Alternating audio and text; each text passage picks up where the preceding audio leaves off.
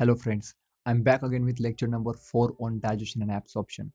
इस लेक्चर में हम पढ़ेंगे digestion of food in the small intestine. हर बार की तरह आगे बढ़ने से पहले इस लेक्चर की शुरुआत करते हैं एक बढ़िया कोट से। Procrastination makes easy things hard and hard things harder.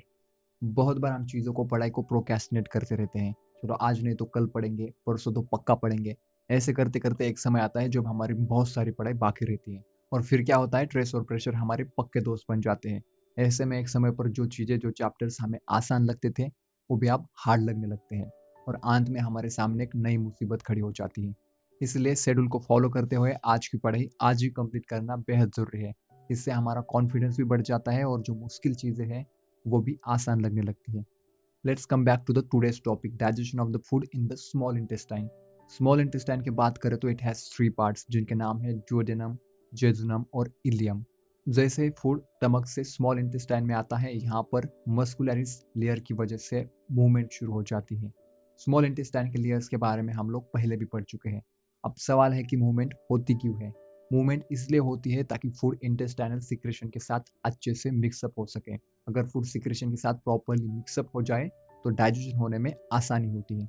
Now let's talk about secretions. When it comes to small intestine, it has three secretions: pancreatic juice, bile and intestinal juice are the secretions released into the small intestine. हम इन secretion को one by one details में पढ़ेंगे।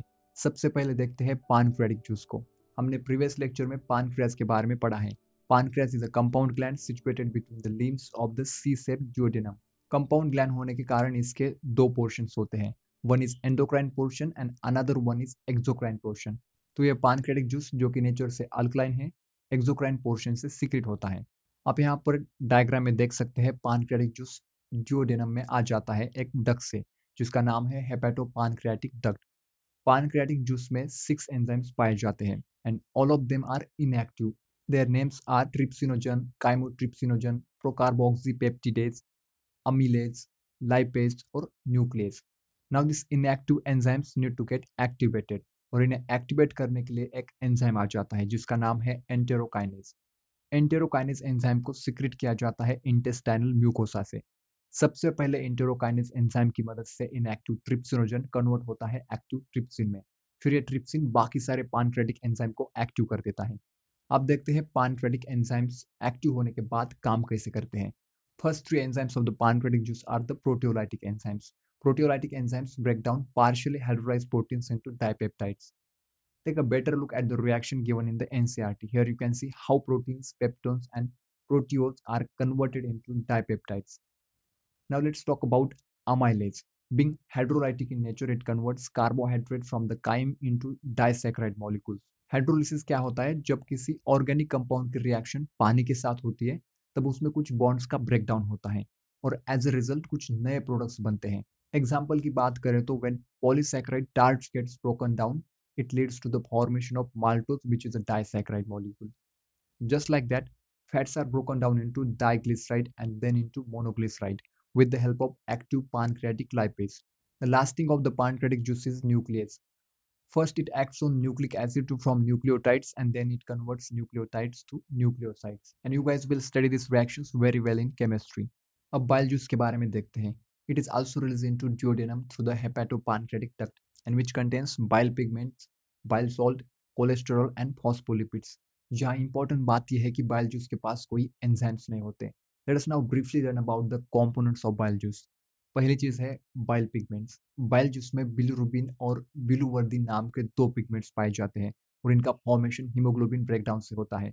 Digestion में इनका कोई role तो दिखाई नहीं देता but they are responsible for giving a particular colour to the solid waste products. Second thing is bile salts. Bile salt emulsification में सहायता करते हैं। आपको पता ही होगा कि लिपिड मॉलिक्यूल्स नेचर में हाइड्रोफोबिक होते हैं, यानी पानी से बेशुमार नफरत करते हैं। दूसरी तरफ जो एंजाइम इनके डाइजेशन के लिए बना है, नाम है लाइपेज। इसे तो पानी से प्यार होता है। ऐसे में लिपिड का डाइजेशन होना एक कठिन और मंद प्रक्रिया होती है।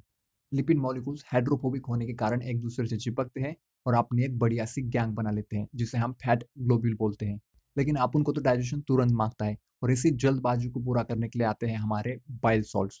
बाइल सॉल्ट के पास हाइड्रोफोबिक और हाइड्रोफिलिक दोनों सरफेस होते हैं। बाइल सॉल्ट का हाइड्रोफोबिक सरफेस लिपिड से इंटरेक्ट करता है और जो दूसरा हाइड्रोफिलिक सरफेस है which faces toward the out surface and prevents their group formation. इसकी वजह से फैट स्मॉल माइसेल्स में ब्रेक डाउन होता है जिसे हम इमल्सिफिकेशन ऑफ फैट्स बोलते हैं. टाइनी ड्रॉपलेट्स बनने की वजह से now lipase get more surface area for enzymatic activity. Just like that cholesterol also helps in the breakdown of the fats in the digestive tract. अब तक आप लोग समझे होंगे कि जैसे ही फूड स्मॉल इंटेस्टाइन में आता है सबसे पहले अटैक पानक्रियाटिक जूस का होता है और रिएक्शन होने के बाद कुछ एंड प्रोडक्ट्स बनते हैं, लेकिन जो एंड प्रोडक्ट्स बनते हैं उन्हें हम डायरेक्टली एब्जॉर्ब नहीं कर सकते. In order to convert those end products into absorbable forms, we need to break down those products again with the help of succus entericus. And this final breakdown occurs very close to the mucosal epithelial cells. अब intestinal juice के बारे में पढ़ते हैं. सबसे पहले सवाल है कि यह बनता कैसे है. कहानी शुरू होती है इंटेस्टाइनल म्यूकोसा से. म्यूकोसा के पास दो सेल्स होती है जिनके नाम है गॉबलेट सेल्स और ब्रश बॉर्डर सेल्स. दोनों भी सेल्स सिक्रेशन का काम करती है. Goblet cells from the mucosal epithelium secrete mucus, और जब दोनों सेल्स के सिक्रेशन साथ आते हैं तब जाके बनता है इंटेस्टाइनल जूस. इंटेस्टाइनल में अलग अलग तरीके के एंजाइम्स पाए जाते हैं जैसे कि डाइसैक्रिडेज, डाइपेप्टिडेज, लाइपेज और न्यूक्लियोसाइडेज.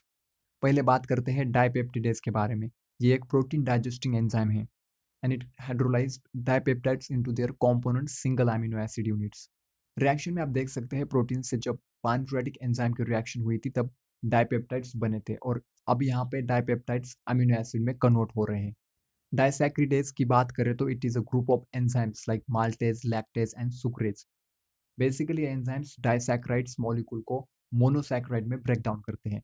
रिएक्शन में माल्टोज एक डाइसैक्राइड मॉलिक्यूल है, उसे maltase enzyme through break down करने के बाद ग्लूकोज मोनोसैक्राइड के दो मॉलिक्यूल्स बनते हैं. इसके बाद आता है न्यूक्लियोसाइडेज. जब न्यूक्लिक एसिड की रिएक्शन पानक्रियाटिक न्यूक्लियस के साथ हुई थी तब एज अ प्रोडक्ट हमें न्यूक्लियोसाइड्स मिले थे. अब यहाँ पर न्यूक्लियोसाइडेज की मदद से न्यूक्लियोसाइड्स को शुगर और बेसिस में डिग्रेड किया जाता है. जैसे पानक्रियाटिक लाइपेज था वैसे हमारे पास इंटेस्टाइनल लाइपेज भी है और इसका काम है यहाँ पर डाइग्लिसराइड और मोनोग्लिसराइड को फैटी एसिड एंड ग्लाइसरॉल में तोड़ना. Whatever reactions we have studied so far occurs in the duodenum region of the small intestine. Complex food को ब्रेक डाउन करके जो सिंपल एब्जॉर्बेबल सब्सटेंसेस हमारे शरीर में बने हैं वे अब यहाँ जेजुनम और इलियम में एब्जॉर्ब होने लगते हैं. कुछ चीजें ऐसे भी होती है जो न डाइजेस्ट होती है न एब्जॉर्ब होती है और ऐसे सब्सटेंसेस को लार्ज इंटेस्टाइन में पास किया जाता है. यहाँ पर स्मॉल इंटेस्टाइनल डाइजेशन खत्म होता है. आगे के लेक्चर में हम पढ़ेंगे लार्ज इंटेस्टाइन. तब तक आप लोग अपना ख्याल रखिए और पढ़ते रहिए.